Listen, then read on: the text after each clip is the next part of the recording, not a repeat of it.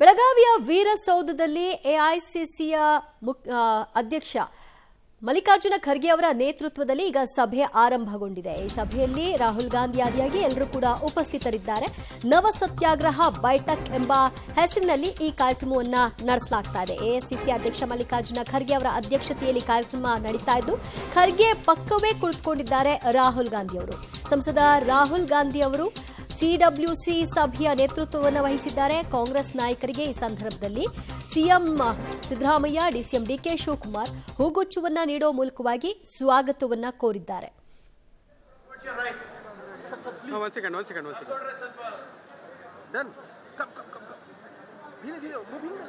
This side. What's your right? One second.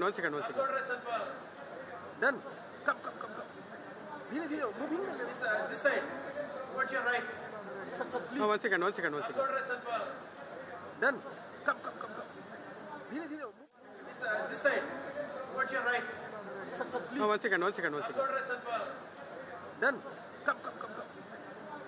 Moving. This side. What's your right? One second. Mallikarjuna Kharge ಅವರ ಅಧ್ಯಕ್ಷತೆಯಲ್ಲಿ ಈ ಒಂದು ಕಾರ್ಯಕ್ರಮ ನಡೀತಾ ಇದೆ. ರಾಹುಲ್ ಗಾಂಧಿ ಅವರು ಕೂಡ ಉಪಸ್ಥಿತರಿದ್ದಾರೆ. ಎಲ್ಲ ಕಾಂಗ್ರೆಸ್ ನಾಯಕರು ರಾಹುಲ್ ಗಾಂಧಿ, ಮಲ್ಲಿಕಾರ್ಜುನ ಖರ್ಗೆ ಅವರಿಗೆ ಹೂಗುಚ್ಚುವನ್ನ ನೀಡುವ ಮೂಲಕವಾಗಿ ಸ್ವಾಗತವನ್ನ ಕೋರ್ತಾ ಇದ್ದಾರೆ. ಸಿಡಬ್ಲ್ಯೂಸಿ ಸಭೆಯನ್ನ ಆರಂಭಿಸಲಿದ್ದಾರೆ. ಸೊ ಈ ಕ್ಷಣಕ್ಕೆ ಒಂದು ಸನ್ನಿವೇಶ ಕೂಡ ಸಾಕ್ಷಿಯಾಯಿತು. ಅದು ಮಲ್ಲಿಕಾರ್ಜುನ ಖರ್ಗೆ ಅವರನ್ನ ಪಕ್ಕಕ್ಕೆ ಸರಿಸಿ ಡಿಕೆ ಶಿವಕುಮಾರ್ ಅವರು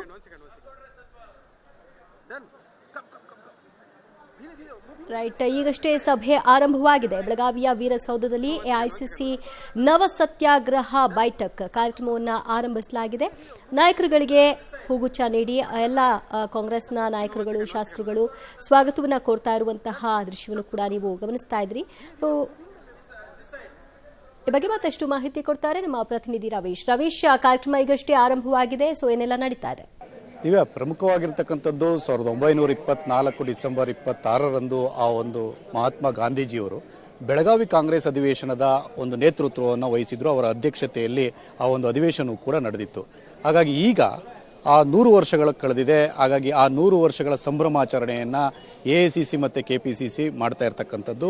ಈ ಹಿನ್ನೆಲೆಯಲ್ಲಿ ಜಂಟಿಯಾಗಿ ವೀರಸೌಧ ಅಂದರೆ ಮಹಾತ್ಮ ಗಾಂಧಿಯವರು ನಡೆಸಿದಂತಹ ಸ್ಥಳದಲ್ಲೇ ಅದನ್ನು ವೀರಸೌಧ ಪಾರ್ಕ್ ಅಂತಲೂ ಕೂಡ ಮಾಡಿದರೆ, ಆ ಒಂದು ಸ್ಥಳದಲ್ಲೇ ಈ ಒಂದು ಎಐಸಿಸಿಯ ಮಹಾಧಿವೇಶನ ನಡೀತಾ ಇರ್ತಕ್ಕಂಥದ್ದು.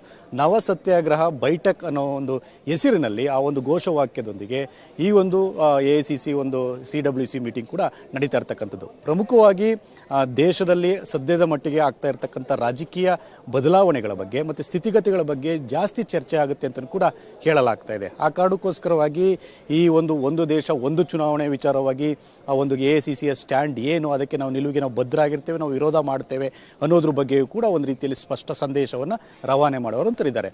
ಜೊತೆಗೆ ಅಮಿತ್ ಶಾ ಅವರು ಈ ಒಂದು ಅಂಬೇಡ್ಕರ್ ಅವರ ವಿರುದ್ಧ ಅವರ ಅಪಮಾನ ಮಾಡಿದ್ದಾರೆ ಅಂತ ಏನು ದೇಶವ್ಯಾಪಿ ಒಂದು ಹೋರಾಟವನ್ನು ಮಾಡ್ತಿದ್ದಾರೆ, ಅದನ್ನು ಆಂದೋಲನವಾಗಿ ರೂಪಿಸೋದಕ್ಕೆ ಪ್ಲಾನ್ ಮಾಡ್ಕೊಂಡಿರ್ತಕ್ಕಂಥದ್ದು. ಆ ಬಗ್ಗೆಯೂ ಕೂಡ ಈ ಒಂದು ಸಿಡಬ್ಲ್ಯೂಸಿ ಮೀಟಿಂಗ್ನಲ್ಲಿ ಒಂದು ನಿರ್ಣಯವನ್ನು ತೆಗೆದುಕೊಳ್ಳುವಂಥ ಚಾನ್ಸಸ್ ಕೂಡ ಜಾಸ್ತಿ ಇರುತ್ತೆ. ಅದರ ಜೊತೆಗೆ ರಾಜಕೀಯವಾಗಿ ಮತ್ತು ಸಂಘಟನಾತ್ಮಕವಾಗಿ ಕೆಲ ಬದಲಾವಣೆಗಳು ಕೂಡ ಆಗಬೇಕು ಅಂತೇಳಿ ಆ ಒಂದು ಸಾಕಷ್ಟು ಒಂದು ರೀತಿಯಲ್ಲಿ ಚರ್ಚೆ ಆಗ್ತಾ ಇರ್ತಕ್ಕಂಥದ್ದು. ಈ ನಿಟ್ಟಿನಲ್ಲಿ ಆ ಒಂದು ಎಐಸಿಸಿ ಅಧ್ಯಕ್ಷರ ನೇತೃತ್ವದಲ್ಲಿ ಯಾವ ರೀತಿ ನಿರ್ಣಯಗಳನ್ನು ತೆಗೆದುಕೊಳ್ತಾರೆ ಅಂತ ಕೂಡ ಕಾದು ನೋಡಬೇಕಾಗುತ್ತೆ. ಯಾಕೆಂದರೆ 1924ರಲ್ಲಿ ಮಹಾತ್ಮ ಗಾಂಧಿಯವರು ಇದೇ ಒಂದು ವೀರಸೌಧದಲ್ಲಿ ಅಧ್ಯಕ್ಷತೆಯನ್ನು ವಹಿಸಿ ಸಾಕಷ್ಟು ಒಂದು ರೀತಿಯಲ್ಲಿ ಸ್ವಾತಂತ್ರ್ಯ ಹೋರಾಟಕ್ಕೂ ಮುಂಚೆ ಎಲ್ಲ ಒಂದು ಕಡೆ ಆ ಒಂದು ಚಳವಳಿಯ ದಿನಗಳಲ್ಲಿ ಇರ್ತಕ್ಕಂಥ ನಿರ್ಣಯಗಳಿಂದ ಅದು ಸಾಕಷ್ಟು ಮಹತ್ವವನ್ನು ಕೂಡ ಪಡೆದುಕೊಂಡಿತ್ತು.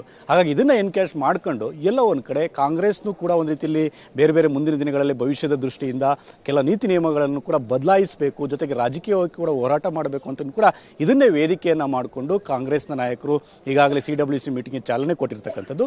ಸುಮಾರು 2 ರಿಂದ 3 ಗಂಟೆಗಳ ಕಾಲ ಈ ಒಂದು ಮೀಟಿಂಗ್ ಕೂಡ ವಿಸ್ತೃತವಾಗಿ ನಡೆಯುತ್ತೆ. ಅದಾದ ಬಳಿಕ ಈ ಒಂದು ಎಐಸಿಸಿಯ ಒಂದು ಸಿಡಬ್ಲ್ಯೂಸಿ ಮೀಟಿಂಗ್ನ ನಿರ್ಣಯಗಳು ಏನು ಅನ್ನೋದು ಕೂಡ ಅಂತಿಮವಾಗಿ ಗೊತ್ತಾಗುತ್ತೆ. ದೇಶಕ್ಕೆ ಒಂದು ರೀತಿಯಲ್ಲಿ ಮಹತ್ವದ ಸಂದೇಶವನ್ನು ಕೊಡೋದಕ್ಕೆ ಸಾಕಷ್ಟು ಪ್ಲಾನ್ ಮಾಡ್ಕೊಂಡಿದ್ದಾರೆ. Divya, okay, thank you Ravish ನಿಮ್ಮೆಲ್ಲ ಮಾಹಿತಿಗೆ. 1924 ಭಾರತೀಯ ರಾಷ್ಟ್ರೀಯ ಕಾಂಗ್ರೆಸ್ ಅಧಿವೇಶನದ ಶತಮಾನೋತ್ಸವ ಆಚರಿಸುವಂತಹ ಸಲುವಾಗಿ ಸಿಡಬ್ಲ್ಯೂಸಿ ಇವತ್ತು ಮತ್ತು ನಾಳೆ 2 ದಿನಗಳ ಕಾಲ ಈ ಅಧಿವೇಶನವನ್ನು ಆಯೋಜನೆ ಮಾಡಿದ್ದಾರೆ. ಈಗಷ್ಟೇ ಸಿಡಬ್ಲ್ಯೂಸಿ ಸಭೆ ಆರಂಭವಾಗಿದೆ. ಪ್ರಸ್ತಾವಿಕ ಭಾಷಣವನ್ನು ಅಧ್ಯಕ್ಷರು ನಡೆಸ್ತಾರೆ. ಅದಾದ ನಂತರದಲ್ಲಿ ಪಕ್ಷದ ಅಜೆಂಡಾ ಕುರಿತಾಗಿ ಚರ್ಚೆಗಳಾಗುತ್ತೆ.